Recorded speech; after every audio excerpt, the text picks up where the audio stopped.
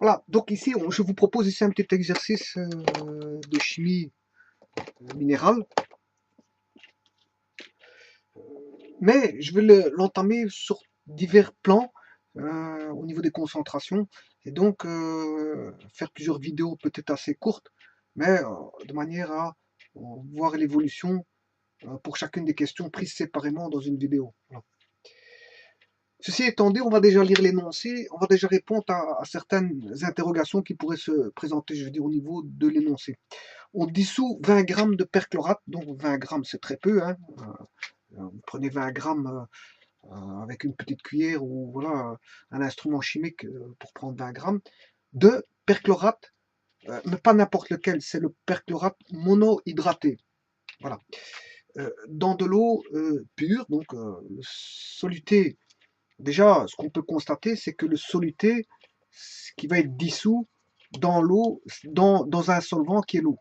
Voilà. Donc, une solution, c'est un soluté plus un solvant. Voilà. Le soluté plus le solvant va donner une solution. Une solution, bien sûr, comme on est dans l'eau, ben, on aura une solution aqueuse, notamment parce qu'on est dans l'eau. Voilà.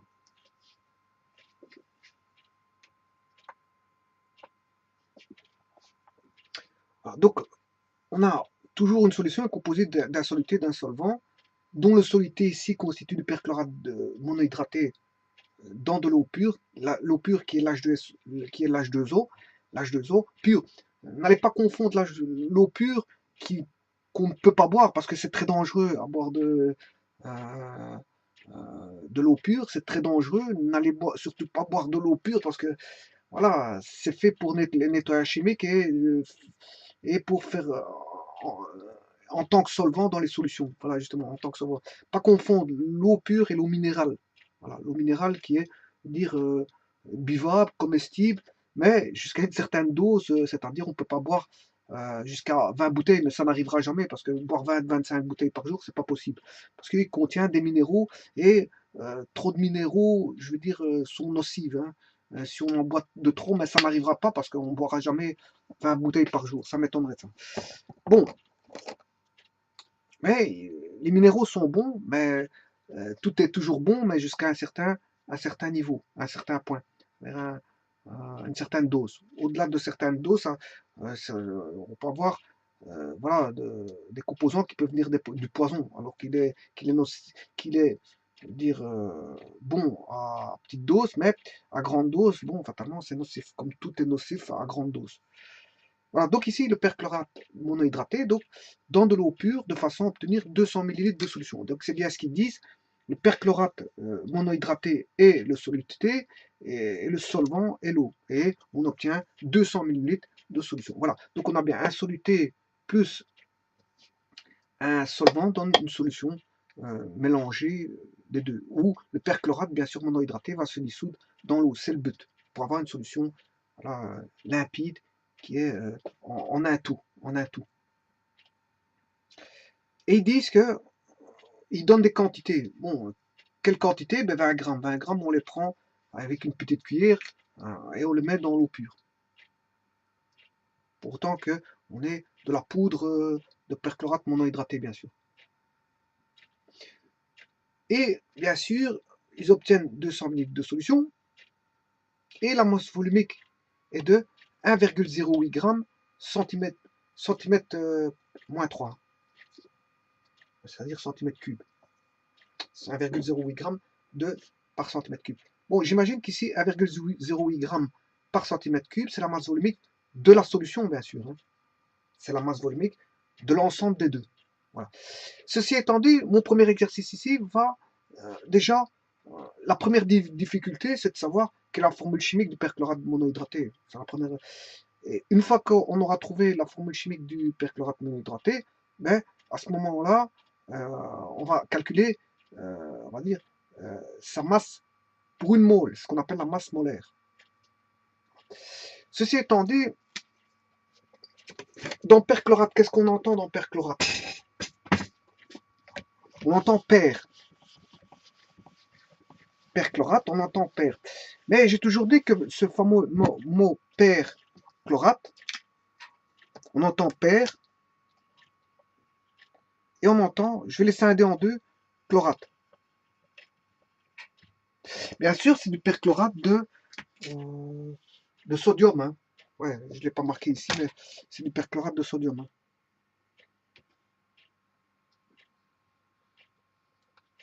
C'est du perchlorate de sodium monohydraté.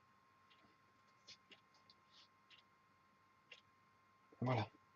Perchlorate de sodium monohydraté. Donc déjà dans le perchlorate, on entend perchlorate. Bon, mais le mot per provient de hyper. Hyper.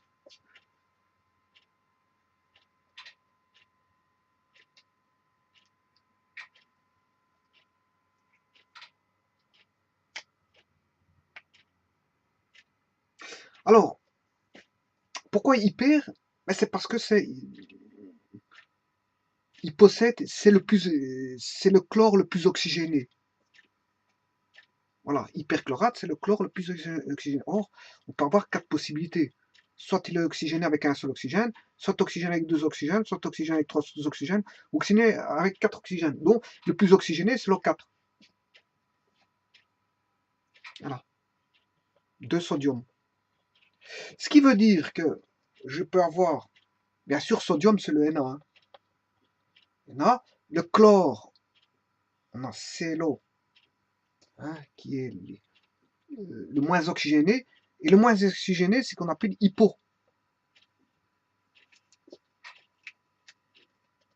Bon, Na, il contient bien du sodium, ClO contient un oxygène qui est hypo. Je vous ai dit, il y a possibilité de mettre soit un oxygène, deux oxygènes, trois oxygènes ou quatre oxygènes. Oh ben, faisons-le. Na, ClO2, voilà, deux oxygènes. Na, ClO3, Na, ClO4. Voilà, c'est les quatre possibilités, dont l'hyper est ici. Hyper qu'on appelle pair, hein, bien sûr. Voilà. Bon, mais on n'appelle pas tout ça hypochlorate, euh, chlorate.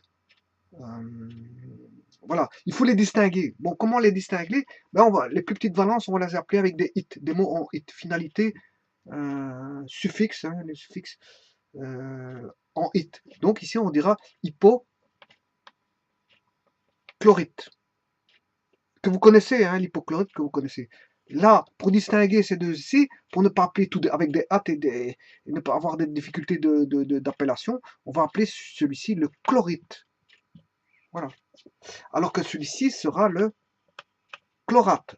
Et celui-là, l'hyperchlorate, ou si vous voulez, ça c'est l'ancienne appellation, c'est ce qu'on appelle le perchlorate. Perchlorate. Voilà. Je rappelle, le NaClO, l'hypochlorite, vous comprendrez que vous connaissez, c'est l'eau Javel. Hein. C'est l'eau de Javel, c'est-à-dire c'est la société qui avait ouvert au quartier Javel de Paris. Et ils construisaient, si vous voulez, ils fabriquaient de l'hypochlorite de sodium. Donc, bien sûr, en solution aqueuse, comme je vous explique ici. Hein. Donc, comment est-ce qu'ils faisaient ça? Je vous explique en gros, ils prenaient du sel. Hein. Qu'est-ce que c'est que le sel? Ah, je veux dire, le sel, quand on peut mettre du sel quand on découpe des animaux, on met du sel, je veux dire, pour des raisons, je veux dire, d'hygiène. Voilà, donc ils utilisaient du sel qui est du chlorure de sodium, euh, voilà, pour fabriquer euh, euh, l'eau de Javel. Alors, si vous voulez vraiment la fabrication de l'eau de Javel, ils prenaient du chlore, Cl2, ils rajoutaient de l'hydroxyde de sodium qui est du NaOH. Voilà, ils obtenaient, si vous voulez, du sel, NaCl, et de l'eau de Javel, NaClO, plus bien sûr un dégagement d'eau. Bon, voilà. Et l'eau de Javel, on sait bien que c'est une solution qui est basique, donc le pH varie en fonction de la concentration. Euh, voilà, par exemple, il y a le pH qui est 11,5 pour le Javel à 2,6%, alors que bien sûr 2,6% de chlore actif, et le pH à 12,5 pour l'eau de Javel concentré à 9,6% de chlore actif. Donc vous voyez que l'eau de Javel est une solution basique dont le pH varie en fonction de la concentration de chlore actif. Donc, comme je l'ai dit, dans l'eau de Javel, on avait Cl2 plus NaOH. Donc vous voyez que on a bien du chlore qui intervient pour fabriquer l'eau de Javel. Donc c'est du NaOH plus du chlore. Voilà, et ça va vous donner du sel. Bon, on sait bien que le sel, c'est une propriété, il a des propriétés, j'ai déjà la base, quand on découpe certains pays, découpent des animaux et ils mettent du sel hein, pour faire partir voilà, certaines bactéries, etc., etc. Voilà, donc ceci étant dit, on a l'hypochlorite, NaClO, ce qui ne nous intéresse pas, puisque ça c'est l'eau de Javel, voilà l'hypochlorite. On a le chlorite, on a le chlorate et le perchlorate. Et ce qui nous intéresse ici, voilà, c'est celui-là. Bon, maintenant, est-ce que notre formule est terminée? Bien sûr que non. Pourquoi? Parce qu'il est monohydraté. Bon, les termes monohydratés, ça veut dire qu'il faut rajouter une composante d'eau. Mais combien de composantes d'eau? Mais une seule. Une seule. Donc, le perchlorate monohydraté, ça veut dire que vous allez rajouter une composante, on met généralement un point pour dire que c'est hydraté, H2O, N. N, et voilà, comme il est mono, N vaut 1. Donc, il y a un seul H2O. Donc, ce qui veut dire qu'en totalité, nous venons de trouver notre formule de l'hypochlorate de sodium qui est du NaClO4.H2O. Bon, à ceci, il faut trouver, je vais trouver, le but de cette vidéo aussi, c'est de trouver la formule, hein, la formule brute du composant chimique NaClO4 hyperchlorate de sodium monohydraté. Et dans cette vidéo, c'est tout simplement, maintenant que nous avons trouvé la formule brute, c'est de calculer la masse molaire. Calcul la masse molaire, c'est-à-dire la masse d'une mole. Une mole qui contient 6,02 fois 10 exposant 23 particules de NaClO4H2O. Voilà. Alors, bon, ici je vais calculer avec précision via un tableau qui est ici. Je vais le calculer avec précision. Donc, ce qui veut dire que je vais aller chercher le Na. Voilà, le Na. Alors, le Na, pour moi, il vaut 22,98. 22,98. Voilà, on va faire notre calcul. Donc, le sodium vaut 22,98. 98. Voilà la masse molaire d'une mole de sodium. Voilà. Alors maintenant, la molécule ici est composée de sodium, mais de chlore. Alors, la masse molaire du chlore, elle vaut, le chlore est ici, alors je vais vous donner 35, 45, 30. 35, 45, 30. C'est 35,45, 30. Bon, alors maintenant, l'oxygène, sachant que la molécule composée ici de NaClO4 possède, bien sûr, je vais les scinder, hein. Je vais scinder, je ne vais pas prendre 5 oxygènes. Voilà, je vais les scinder, pour mon calcul, je vais les scinder, c'est pas un problème. Donc l'oxygène, c'est alors avec précision, je vais mettre 15, 99, 94. 15, 99, 94. On va aller chercher 15,99, 94. Et il me reste l'hydrogène. Bon, lui, je peux mettre 1, il n'y a pas de problème. C'est pas lui qui va changer. Il est tellement petit qu'il ne changera pas. 1,0079, je peux mettre 1. Bon, moi, je vais quand même garder 1,0079. Il est tellement petit par rapport aux autres que c'est pas lui qui va changer grand-chose dans mes calculs. Même s'il est, il est 2 fois. Bon, ceci maintenant, attendez, je vais calculer les masses. Alors, je vais faire 22,98,98, 22,98. Il faut additionner tous ces composants. Bien sûr, l'oxygène, il y est 5 fois, hein. Donc, voilà. Allez, je vais quand même pas les scinder. Je vais pas les scinder. Je vais le laisser tel quel. Je voulais faire la masse d'eau et puis calculer. Bon, mais c'est pas grave. Ici, je vais le multiplier par 4. Il est 5 fois. Voilà. Et l'hydrogène, je vais le multiplier par 2 pour l'avoir 2 fois ici et pour avoir 5 oxygènes. Voilà. Parce que j'ai 2 hydrogènes et 5 oxygènes, si vous voulez. Donc, on va calculer ça comme ça. Bon, alors, 22,98, 22,98 plus 35,4530. 22,98,98 plus 35,45,30 plus 15,99,94 fois 5 plus 1,0079 fois 2. Ce qui fait, bon, le total, la molécule pèse pour une mole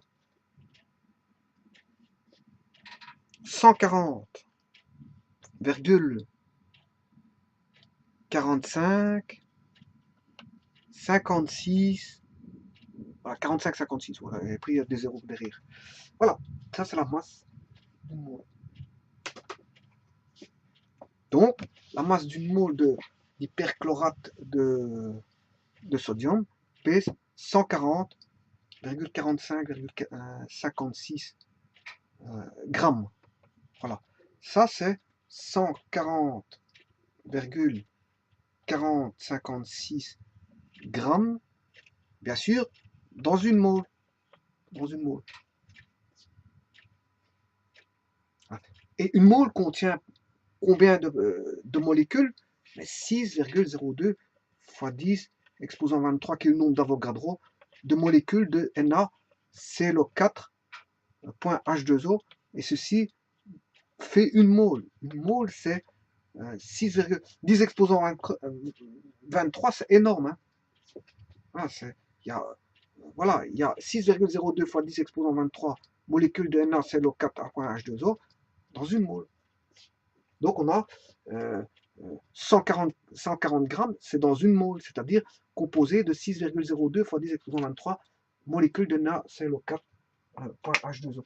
Voilà, donc cette vidéo n'avait trait qu'à vous montrer quelle était la formule du NaClO4H2O et de trouver sa masse volumique.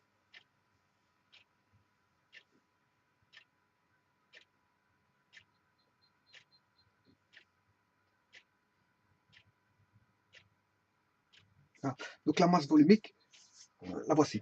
Voilà, je vous remercie.